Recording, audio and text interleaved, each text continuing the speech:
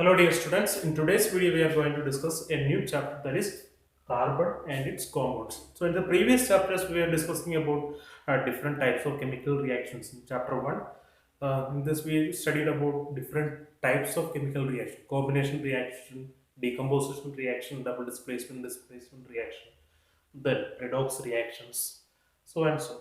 And the second chapter we came to see about different substances, especially acids, bases, and salts, and what are their properties and general chemical reactions. In the third chapter, we discussed about metals and non-metals and what are their basic properties of metals and non-metals, physical and chemical properties, and how do they being extracted in different forms. So in this chapter, we are going to deal with especially a single element, that is called carbon. So we all know that carbon, which is very essential for our survival. So the food that we eat, or the medicines that you take, or books, the clothes that we wear, these all are made up of carbon. So it has got such an immense importance in our daily life. So as a result, we are discussing about in this chapter more in detail about carbon. So in the previous year, you might have studied about the atomic number of carbon. What is the atomic number of carbon? Atomic number of carbon is 6, and the mass number of carbon is 12. The symbol C, capital letter C, that is the symbol of the element carbon. So when you look at the atomic number means what? The number of protons present in the nucleus of the atom. So which is what also equal to the number of electrons present in the shells of the carbon atom. So what will be the electronic configuration of carbon? So it will be uh, in the K shell, there will be two electrons, that is in the first shell. Then in the next shell, L shell, there will be four electrons in the second shell. So altogether 4 plus 2, 6 electrons will be present in the carbon atom. And the same way we can see that when you look at the atmosphere. So in which form carbon is present in the atmosphere, we can see that it is present in the form of carbon dioxide, and the percentage of carbon dioxide, that is 0.03 percentage of carbon dioxide. Only that which is present in the atmosphere. And the previous year we discussed about carbon cycle, and how this particular, even though the amount of carbon dioxide that is very small, 0.03 percentage, so even it can have great impact on our environment, like global warming and so on, so which is also a greenhouse gas. So as we increase the burning combustion process and all, so what will happen? The amount of carbon dioxide in the atmosphere is going to increase, and in much more quantities. So even a slight increase in this particular substance, carbon dioxide, so that can lead to very disastrous climatic changes. And similarly, we can see when we look at Earth crust. So mainly in Earth crust, the amount of carbon that is present is only 0.02 percentage. So just in the form of coal and petroleum. In the atmosphere, it is present in the form of carbon dioxide.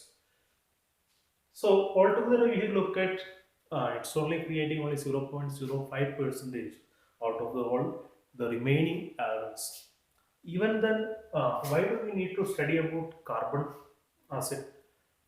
I told you.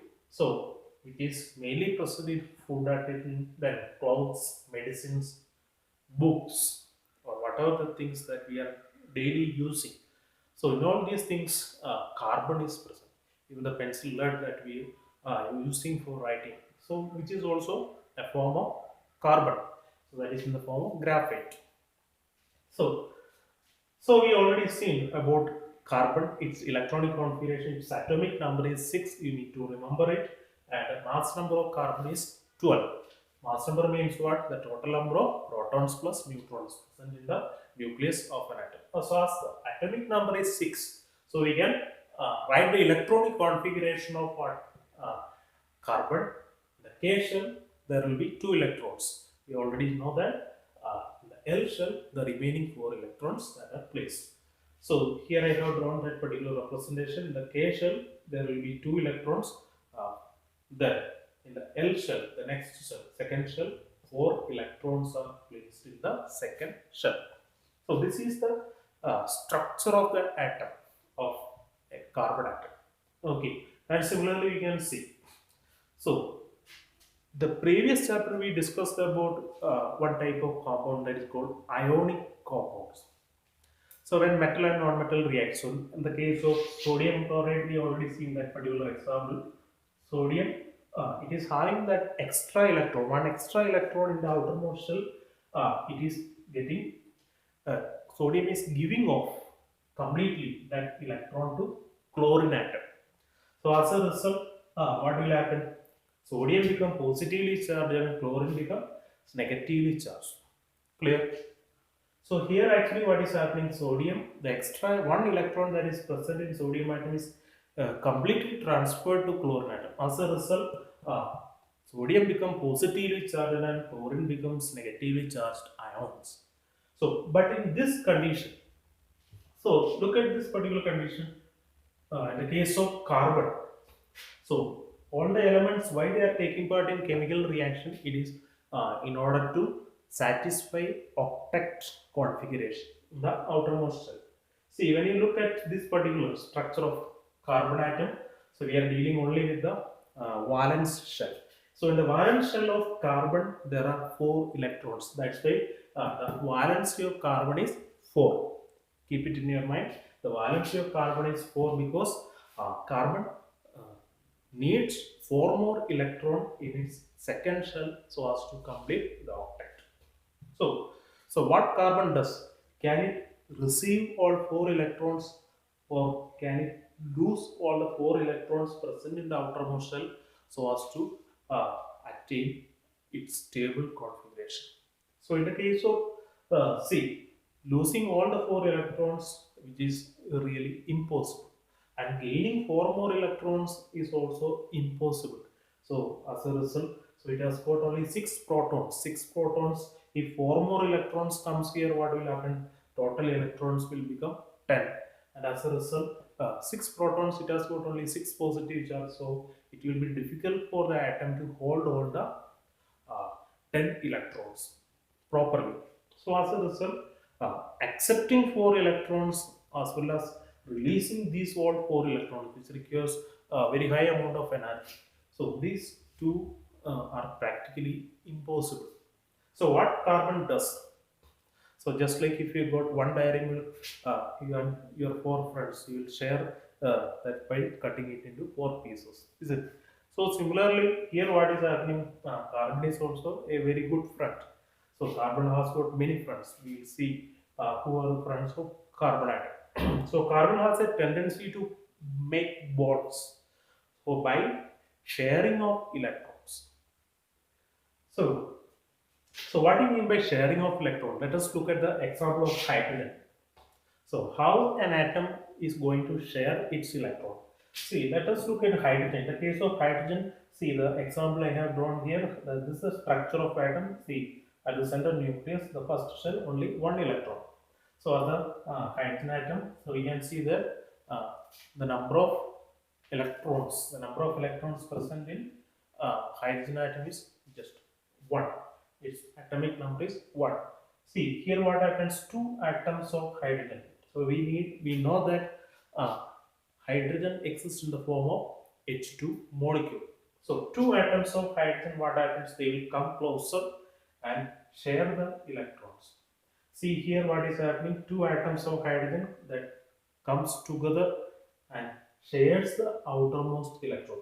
So here I have drawn 2 overlapping circles, and in this these 2 electrons, that is 1 electron from this hydrogen atom and 1 electron that belongs to this particular hydrogen atom, these are getting shared between these 2 hydrogen atom. So as a result, what is happening, now both the atoms attain the nearest noble gas configuration, that is of helium. See here what is happening, after this bond formation, this particular both the electrons not only belongs to this hydrogen atom, but also belongs to this hydrogen atom. They are sharing it all together. So these two electrons are being shared between these two hydrogen atoms. This is not only for this one and not for this also. See, as a result, what we are getting, that is hydrogen molecule. And similarly here, one pair of electron is getting shared. That's why it is known as single bond. So there exists only a single bond between two hydrogen atoms because only one pair of electrons are shared. One pair of electron is getting shared. See, now let us look at, so we can understand the valency of hydrogen is 1. See, now you look at next example in the case of oxygen. See, what will happen about oxygen? Oxygen, it has got 6 electrons in its outermost shell. So it requires 2 more electrons to complete the octet. So what will happen? It will share, it will go and combine, react with one more oxygen atom present in the atmosphere. See what will happen? As a result, they will exist in the form of O2 molecule. See here we can see 6 electrons are there in the outermost shell. So 6 plus 2. 2 more electrons are required. So what will happen? 2 electrons, this oxygen atom will give to this one. At the same time, 2 electrons from this particular atom that will be shared between this particular oxygen atom. So as a result, there will be 2 pairs of electrons. That means altogether 4 electrons will be shared between 2 oxygen atoms. So there exists a formation of double bond between 2 oxygen atoms in order to form an oxygen molecule. Clear? Then the next is the example of nitrogen. So in the case of nitrogen, what is happening to nitrogen atoms? Its outermost shell has got 5 electrons in its valence shell. So 5 means in order to complete octet, it needs to get 3. So 3 electrons from this nitrogen atom and 3 from this nitrogen. Altogether 6 electrons are being shared between these two nitrogen atoms, and as a result 6 plus 2. This nitrogen atom completes octet, and at the same time 6 plus 2. This nitrogen atom also attains octet. So here 3 pairs of electrons, 1, 2, 3. 3 pairs of electrons are being shared between 2 nitrogen atoms. So that's why this is known as triple bond. Triple bond. There exists triple bond between 2 nitrogen atoms. See, N2 molecule. So I hope you understood this particular property. So catenation, when you think about why this carbon is able to show very large number of compounds. So in reality, the property is a special property of carbon that is known as catenation. So that is the self-linking capacity of carbon. So just like you might have seen chain, and similarly, so just like that, carbon can interlink as many numbers, 100, 120, like that. Carbon can be interlinked, and so that it can be made a very long chain and branched chain or cycles or circular chains. So this self-linking property of carbon, that is known as catenation, which is very high. So because of the small size of carbon atom, the catenation of carbon atom is very high, or the self-linking capacity of carbon atom is very high. That's why carbon is able to give millions of compounds. There are more than 3 million compounds are being identified about carbon and its uh, remaining elements. So carbon combines with a lot of elements, oxygen, hydrogen, sulfur, nitrogen, and so on. So as to form 3 million, more than 3 million compounds. And the rest of all the elements remaining, if they combine and give the products, it won't come to that extent. Next property, why this particular tetravalency. The valency of tetravalency means what? Tetravalency means, tetra means 4. The valency of carbon atom is 4. As we have already seen here, carbon has 4 electrons in its valence shell. So the valency of carbon atom is what? 4.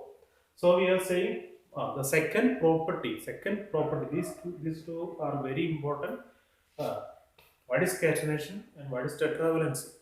So out of these two properties, that's why carbon is able to form millions of compounds. Tetravalency means that valency of carbon atom is 4. So as a result, it can combine with four other type carbon atoms or any other hydrogen atoms, oxygen atom, nitrogen, sulfur, etc.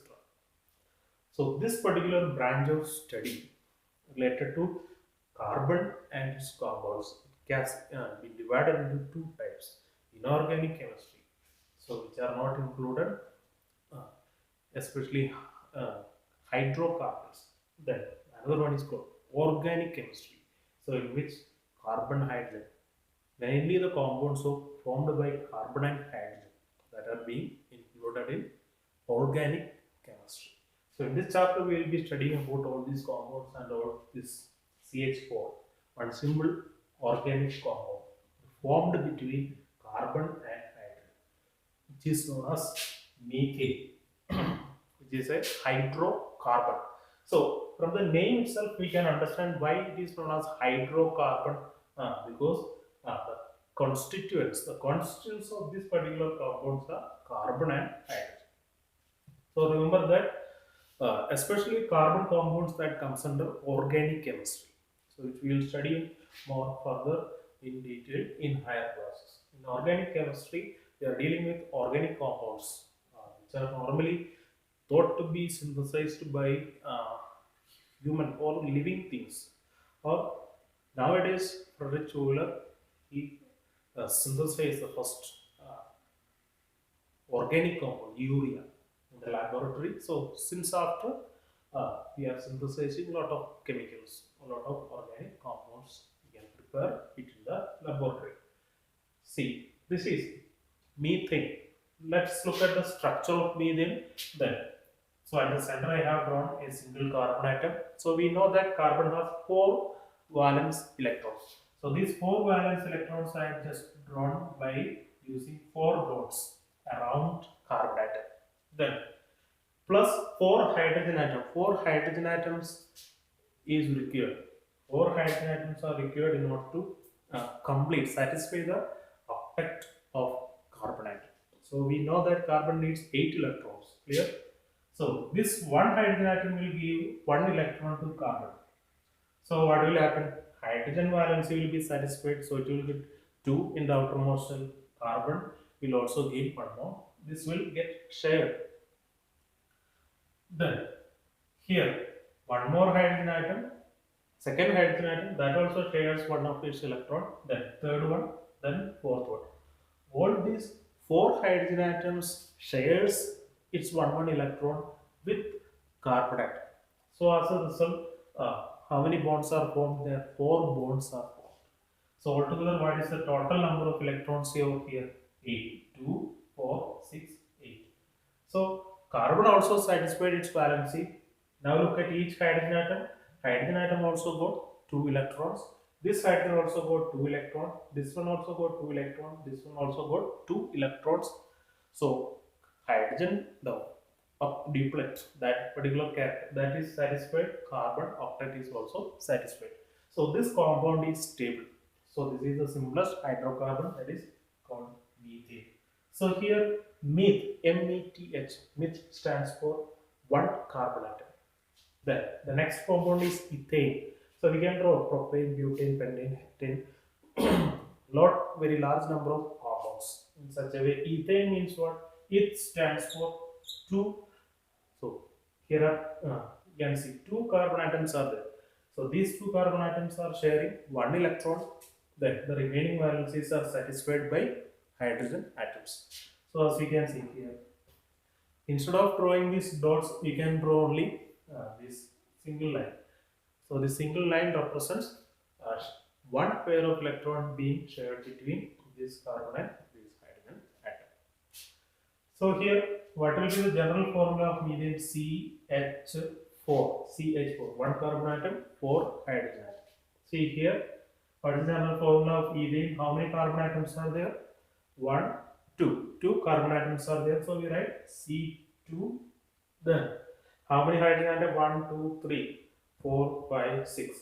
C2H6. So that's why the name comes ethane. Then what will be the name of propane? Propane, the word Next organic compound is propane. Its name we can say. The first one is CH4. The next one is what? C2. Carbon atom is increasing by 1 and hydrogen atom is being increased by 2. CH4, C2H6. What will be the next formula? C3H8. We just need to add CH2. You will get the next compound, that is called butane. Butane, that is C4. Carbon atom is increasing by 1. Hydrogen atom is increasing by 2. C4H10. Next compound, pentane.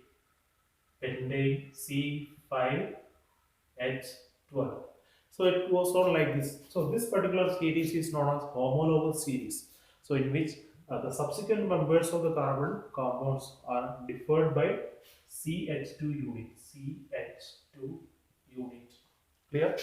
So this particular part, you take a screenshot of this particular part and keep in your custody and draw this particular all with your notebook and study work.